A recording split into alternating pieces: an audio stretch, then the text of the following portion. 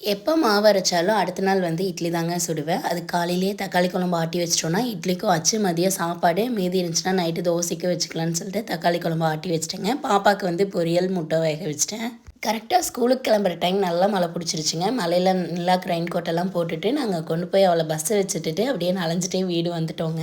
நம்ம பண்ணையில் கோழியெல்லாம் பிடிச்சிட்டு போய் கோழியரும் வலிச்சாச்சுங்க. நீ பண்ணை சுத்தம் பண்ணுறதுக்கு ஆளுங்க வந்திருந்தாங்க. நான் நிலாக்குட்டியை பஸ் வச்சுட்டு வந்ததும் ஆளுங்களுக்கெல்லாம் டீ வச்சு கொடுத்துட்டு மதியம் லஞ்சு நம்ம வீட்லேயே ரெடி பண்ணிட்டேங்க. 8 பேத்துக்கும் அரிசி பருப்பு சாதமே ரெடி பண்ணிவிட்டு நாங்களும் அதவே சேர்த்து சாப்பிட்டோம்.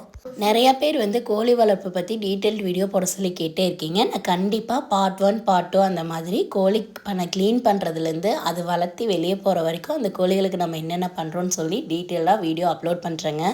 வீடியோஸ் எல்லாமே லாங் வீடியோ தாங்க போட முடியும். மறக்காமல் நம்ம கிருத்திஸ் லைஃப் ஸ்டைல் அப்படிங்கிற யூடியூப் சேனலில் சப்ஸ்கிரைப் பண்ணிக்கோங்க. இன்ஸ்டா பேஜையும் ஃபாலோ பண்ணிக்கோங்க. அடுத்த ஒரு சூப்பரான வீடியோவில் பார்க்கலாம். டாடா பாய்.